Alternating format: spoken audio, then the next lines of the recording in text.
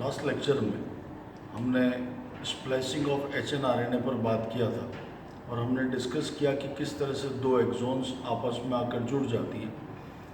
ये प्रोसेसिंग, जैसा हमने पहले भी कहा, कि साइमल्टेनियस प्रोसेस चल रहा होता है। स्प्लाइसिंग के साथ दो और प्रोसेसेस चलते हैं, one is capping, the other is telling. तो स्प्लाइसिंग, कैपिंग और टेलिंग, इन तीनों चीज़ों को मिलाकर प्रोसेसिंग कहा जाता है। आज हम बाकी दो फैक्ट्स पर बात करेंगे, that is capping and telling, so that एक मैच्योर mRNA का फॉर्मेशन होता है यूकैरियोट्स में। कैपिंग का जो प्रोसेस है, कैपिंग साइमल्टेनियस प्रोसेस है और कैपिंग का मतलब होता है एक 7 methyl guanosine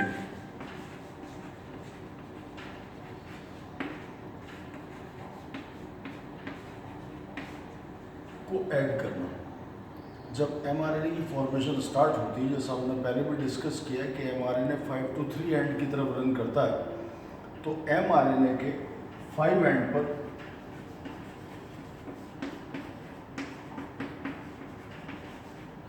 seven methyl guanine को ऐड किया जाता है। ये प्रोसेस बहुत इंपॉर्टेंट इवेंट है यूकैरियोटा में, क्योंकि इसके बिना mRNA एक्टिवेट नहीं होता। ये एक एसेंशियल इवेंट है biological activity of mRNA in eukaryotes के लिए भी। और दूसरी बात, जब mRNA, जैसा हमने शुरू में पढ़ा है कि mRNA न्यूक्लियोप्लाज्म में बनकर साइटोप्लाज्म में ट्रांसपोर्ट होता है, ये ट्रांसपोर्ट न्यूक्लियर पोर्स के थ्रू होगा और बिना कैप के ये ट्रांसपोर्ट पॉसिबल नहीं है। So is essential for biological activities and for transport also. इन दोनों कामों के लिए एक्टिविटी एसेंशियल होगी। इस काम के लिए एक एंजाइम गुआनाइल ट्रांसफरेज काम करता है। इस एंजाइम की हेल्प से कैप का फॉर्मेशन होगा। That's all for capping. एक ब्रीफ इंट्रोडक्शन हमें इसका याद रखना चाहिए।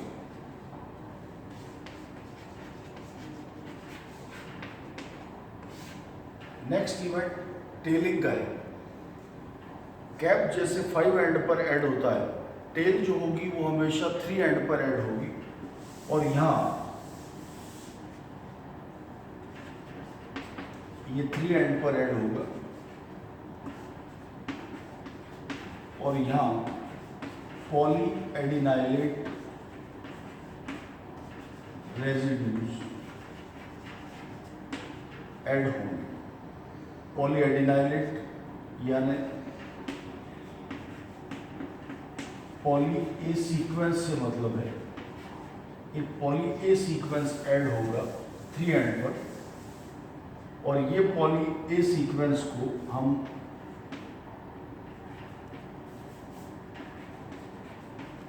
इस तरह दिखा सकते हैं ऑन द 3 एंड। इनकी संख्या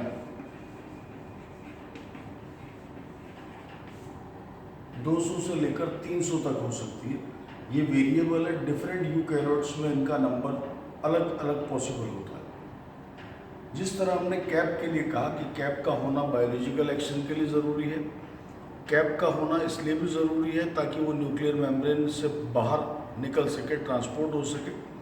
पर टेल को लेकर ऐसे बहुत सारे एक्सेप्शंस यूकैरियोटा किंगडम में अवेलेबल हैं, जहाँ पर बिना टेल का mRNA भी इजीली सर्वाइव करता है, फंक्शन करता है और वो ट्रांसपोर्ट होकर बाहर भी आ जाता है।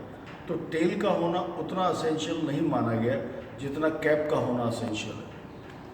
एक और ख़ास बात हम डिस्कस करें कि ये जो दो इवेंट हैं, कैपिंग और टेलिंग, ये दोनों टेम्पलेट इंडिपेंडेंट इवेंट होते हैं।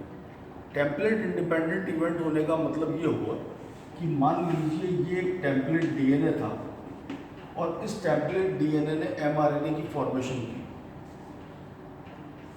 तो अंडरस्टूड है पहले एक HNRNA बना और HNRNA का डायरेक्शन जो था वो 5 to 3 डायरेक्शन था और इसमें सारा प्रोसेसिंग होगा। क्योंकि ये HNRNA अब बन चुका है, इस टेम्पलेट डीएनए के थ्रू। तो अंडरस्टूड है, जब प्रोसेसिंग इसकी होनी है तो अब इस टेम्पलेट की कोई आवश्यकता नहीं है प्रोसेसिंग होने के लिए। इसलिए हमें ऐसा फैक्ट पढ़ने को मिलता है कि ये एक टेम्पलेट इंडिपेंडेंट इवेंट होता है, the capping, telling and the splicing. ये प्रोसेसिंग हो गई जब एचएनआरएनए की, कैपिंग हो गया, टेलिंग हो गया, स्प्लाइसिंग हो गया, तब यूकैरियोटा में एक मैच्योर आरएनए का, मैच्योर एमआरएनए का फॉर्मेशन होगा। हम एक मैच्योर एमआरएनए पर बात करें,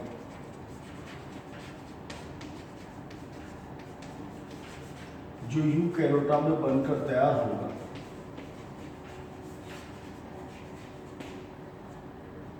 ये बनने वाला मैच्योर एमआरएनए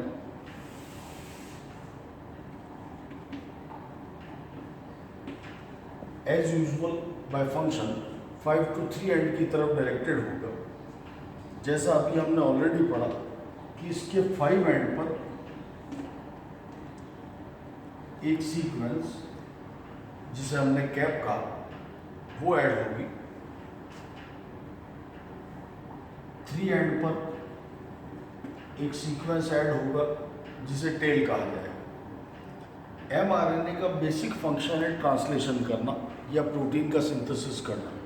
अंडरस्टूड है, एमआरएनए बनते वक्त कैप और टेल का एडिशन बाद में हुआ है, यानी ये एमआरएनए का हिस्सा नहीं थे, मैच्योरिटी के टाइम इन्हें बाद में ऐड किया गया। यानी थ्योरेटिकली ये बचा हुआ सारा हिस्सा ट्रांसलेशन या प्रोटीन सिंथेसिस का काम करेगा, पर एक्चुअली ऐसा नहीं होता। इन दोनों में से भी एक बीच का हिस्सा होगा, एक डेफिनेट एरिया होगा। इस डेफिनेट एरिया को कोडिंग रीजन कहा जाता है, या इस डेफिनेट एरिया को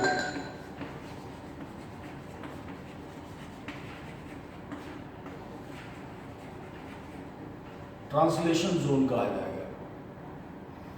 इस कोडिंग एरिया की शुरुआत ये 3 बेस का सीक्वेंस करता है, जिसे हम आगे जाकर जेनेटिक कोड में इनिशिएशन कोडोन के नाम से पढ़ते हैं। इसके अलावा इसका एंड पर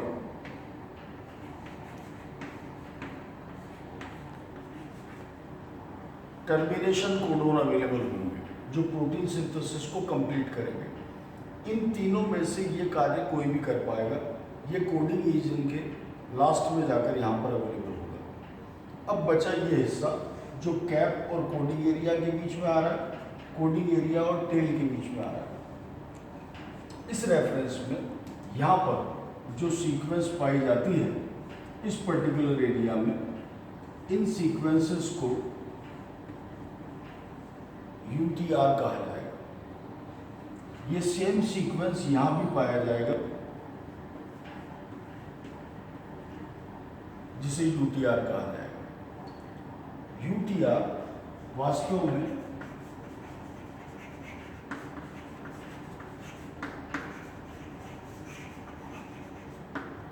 अनट्रांसलेटेड रीजन है।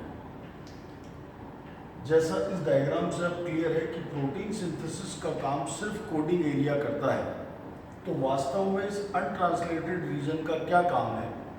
तो बेसिकली ये अनट्रांसलेटेड रीजन जो है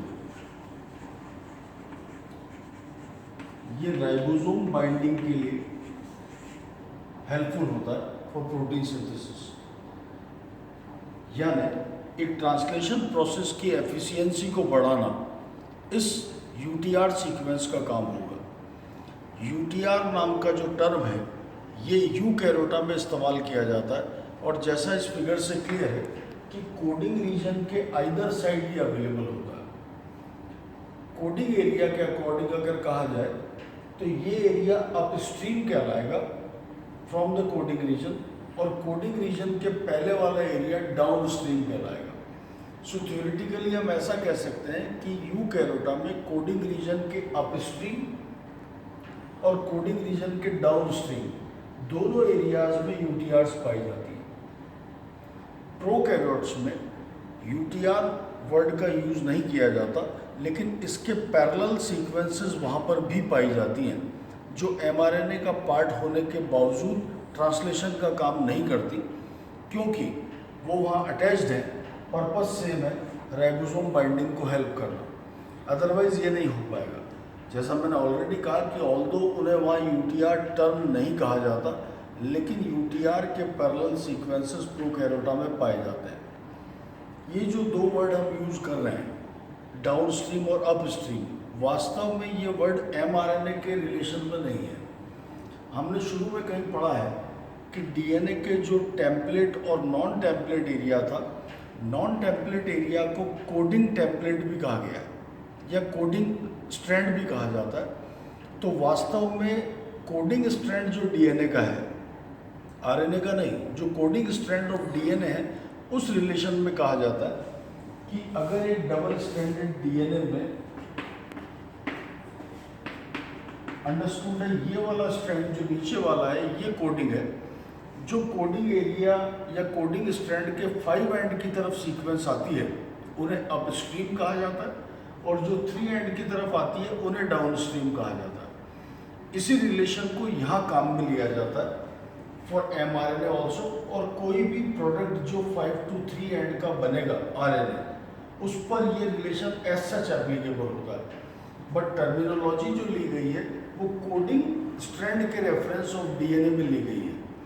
तो यहाँ अगर हम देखें कि कैप एरिया से डाउनस्ट्रीम यूटीआर है, फिर डाउनस्ट्रीम कोडिंग रीजन है, फिर डाउनस्ट्रीम यूटीआर है, और फिर टेल रीजन आएगा। यानी कोडिंग रीजन के अपस्ट्रीम और डाउनस्ट्रीम दोनों तरफ यूटीआर्स अवेलेबल है, या कहें कि टेल के अपस्ट्रीम अवेलेबल है, कोडिंग रीजन के अपस्ट्रीम अवेलेबल है, या कैप के डाउनस्ट्रीम यूटीआर्स अवेलेबल है। हर तरह से स्टेटमेंट को लिया जा सकता है, लेकिन फिर से हम कहते हैं कि ये रेफरेंस डीएनए के कोडिंग स्ट्रैंड के रेफरेंस में लिए जाने वाले वर्ड हैं, the upstream and downstream. That is how eukaryota में ट्रांसक्रिप्शन को लेकर कुछ वेरिएशंस हैं। राइट फ्रॉम द बिगिनिंग अब तक हमने ये पढ़ लिया कि यूकैरियोटा प्रोकैरियोटा से डिफर करते हैं। पहला चीज़, वहाँ पर स्प्लिट जीन पाया गया है। दूसरा चीज़, यहाँ पर स्प्लाइसिंग होगी, कैपिंग होगी, टेलिंग होगी, ये तीनों इवेंट एचएनआरएनए में होंगे, तब जाकर एक मैच्योर आरएनए का फॉर्मेशन होता है। इस सब के बाद ये एक मैच्योर आरएनए जब बन गया तो ये ट्रांसपोर्ट होकर मूव करेगा through the nuclear membrane in the cytoplasm, जहाँ जाकर ये ट्रांसलेशन को परफॉर्म करेगा। इस सारे प्रोसेस के कारण जब हम रेगुलेशन ऑफ प्रोसेस की बात करते हैं कि कोई प्रोडक्ट कितना बनना है और कब बनना है, तो एक्चुअली उसके रेगुलेशन के लेवल होते हैं कि किसी प्रोडक्ट को कब और कितना बनना चाहिए, कब उसे रुक जाना चाहिए, किस क्लाइमेट में बनना चाहिए या नहीं बनना चाहिए। तो रेगुलेशन ऑफ जीन एक्सप्रेशन ज़रूरी है। तो या तो रेगुलेशन यानी प्रोडक्ट का बनना या ना बनना ट्रांसक्रिप्शन लेवल पर डिसाइड कर लिया जाए, या फिर अगर प्रोडक्ट प्रोटीन है तो ट्रांसलेशन लेवल पर डिसाइड कर लिया जाए। ये दोनों फंक्शंस प्रोकैरियोटा और यूकैरियोटा दोनों ही ग्रुप्स में होते हैं, ट्रांसक्रिप्शन भी और ट्रांसलेशन भी। लेकिन इसीलिए इन डिफरेंसेस के कारण यूकैरियोटा में रेगुलेशन के 2 और लेवल भी आते हैं। यानी पहला ट्रांसक्रिप्शन का लेवल होगा, उसके बाद एमआरएनए की प्रोसेसिंग का लेवल होगा, that is capping, telling and splicing. उसके बाद एमआरएनए के ट्रांसपोर्ट का लेवल होगा जब वो साइटोप्लाज्म में जाएगा, और अंत में ट्रांसलेशन का लेवल होगा। जबकि प्रोकैरियोटा में सिर्फ 2 ही लेवल होते हैं, ट्रांसक्रिप्शन एंड ट्रांसलेशन का लेवल। अंडरस्टूड है? अगर प्रोडक्ट आरएनए है वन थिंग, या प्रोडक्ट अगर प्रोटीन है तो आरएनए से प्रोटीन बनेगा। तो अगर किसी प्रोडक्ट का बनना डिसाइड करना ही है या ना डिसाइड करना है कि ये प्रोडक्ट नहीं बनना चाहिए, तो इन चारों लेवल्स में से बेस्ट लेवल जो है वो ट्रांसक्रिप्शन का लेवल है कि आरएनए का बनना भी रुक जाएगा, और अगर आरएनए से प्रोटीन का फॉर्मेशन होना है तो भी उसे ट्रांसक्रिप्शन के लेवल पर चेक किया जा सकता है। ये कंप्लीट रेगुलेशन के पॉइंट्स हैं जो प्रो और यूकैरियोटा में एप्लीकेबल है। हम फिर से रिवाइज कर दें कि प्रोकैरियोटा में लेवल सिर्फ 2 होंगे, transcription and translation level. Eukaryota में 4 लेवल होंगे, transcription level, mRNA processing mRNA transport and translation, and the major regulation point is transcription level. Next lecture में we'll begin with regulation in eukaryote.